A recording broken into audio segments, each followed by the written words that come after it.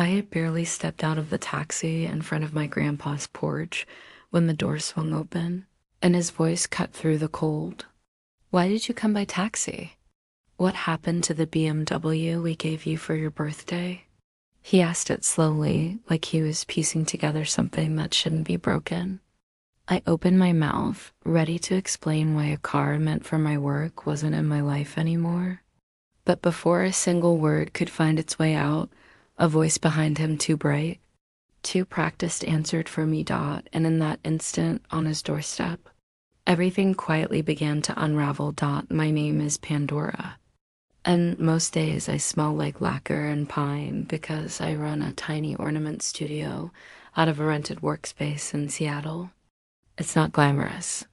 The floor creaks, the heater complains, and glitter follows me home like a loyal dog. But it's mine.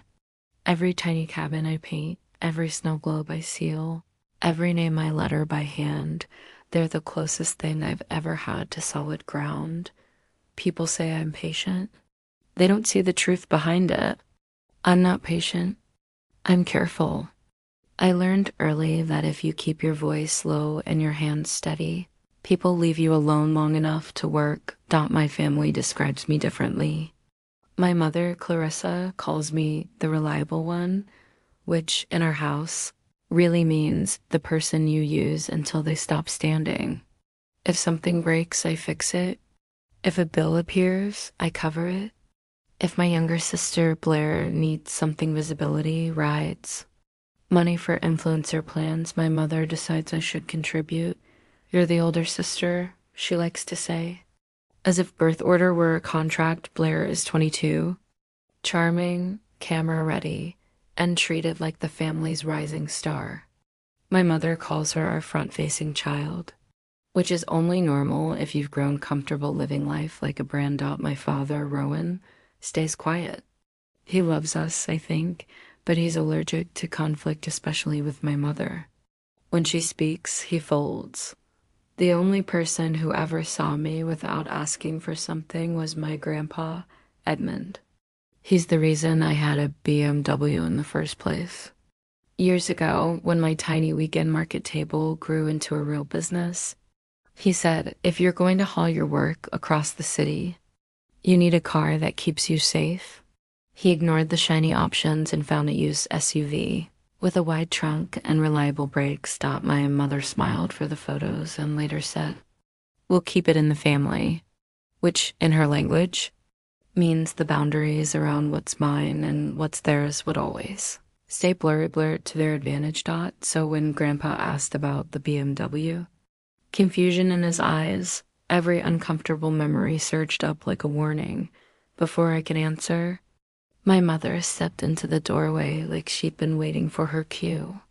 "She doesn't have the BMW anymore," she said lightly, smoothing a wrinkle in her blouse. "That car belongs to her sister now." The words dropped like something sharp. Grandpa didn't move.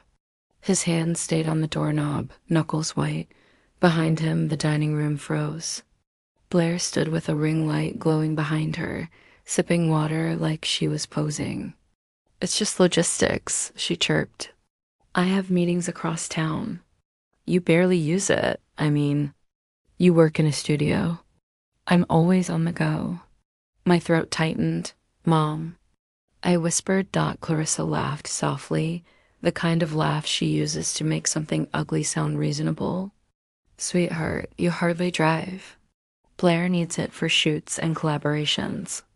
It makes sense. It made sense to her. Everything did when it benefited Blair. My thoughts raced. Every weekend, Blair borrowed the car. Every time Mom handed her the keys before I could answer. Every request I made met with a sigh and a reminder that I could use a rideshare. I had told myself the situation was temporary, but temporary had hardened into their new truth. Grandpa's gaze shifted to me, slow, searching. "Is that true?" He asked. In our family, my silence had always been the path of least resistance. Blair set her glass down. "Honestly, Pandora, if you planned better, this wouldn't be weird. I'm the one who needs mobility right now." There it was. My sister minimizing me without effort. Something inside me pulled taut fin, trembling anger. Not loud, not dramatic. A quiet burn in the center of my chest. Grandpa looked only at me. He felt the shift no one else cared to notice.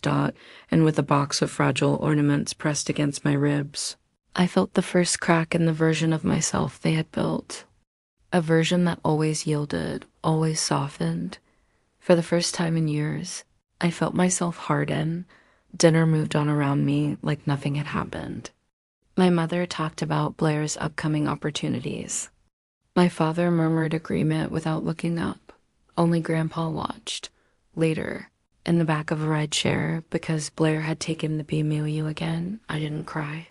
Not yet. The tears sat behind my ribs, waiting. When I unlocked my studio, only one lamp lit the room.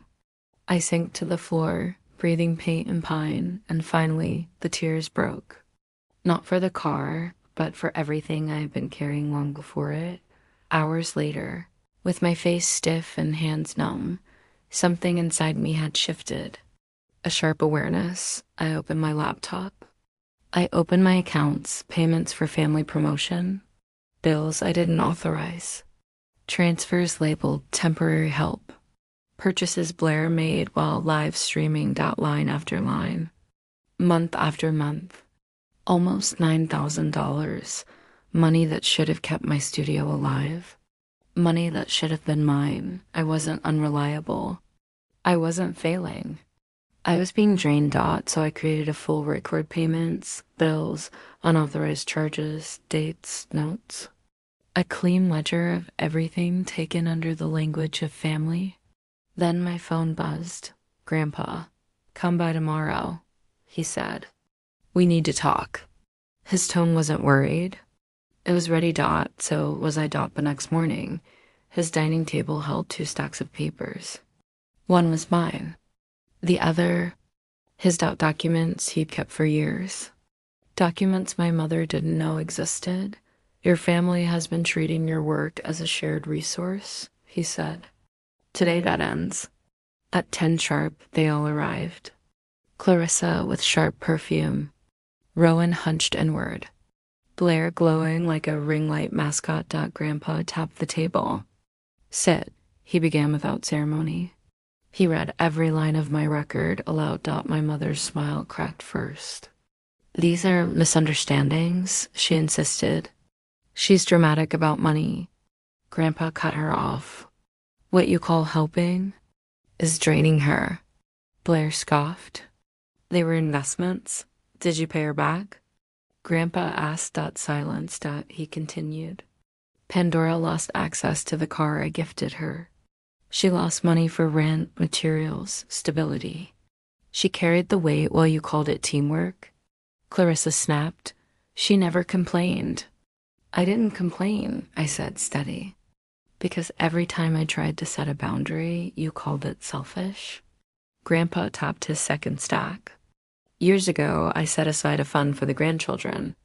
I planned to divide it one day. But after seeing this, Clarissa stiffened. What are you saying, Dad? It goes to Pandora alone. Blair's jaw dropped. You're rewarding her for attacking us?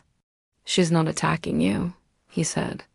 She's finally telling the truth. Rowan whispered, maybe we can compromise. No, I said firmly. There's no compromise on my livelihood. Their eyes swung to me. For once, I didn't look away. I am done funding this household. The business is mine. The income is mine. And the BMW returns to me today. My mother lurched to her feet. You ungrateful girl, Grandpa stepped between us. Enough. He looked at her. You raised her to be reliable, not disposable. Silence. When he placed a hand on my shoulder, he said the words that had been echoing since the night before. What I do next, Pandora, is because I'm proud of you. His decision stood. My boundaries stood. For the first time, I felt tall in a room that once made me small. The days that followed felt quiet, peaceful. I signed a lease on a bright corner studio in Seattle. Grandpa visited with tea and a smile. Blair came once, paid full price for an ornament, and didn't ask for a discount. For the first time, it didn't feel like a performance. My mother sent sugary texts. I replied with boundaries, clear, calm, final dot standing alone in my new studio. Surrounded by the hum of a life I built, I finally understood boundaries aren't walls. They're doors, and now I choose who I let through. If you've ever fought for your space, your voice, or your worth, tell me where you're listening from. And if this story stayed with you, follow the channel so you don't miss the next one.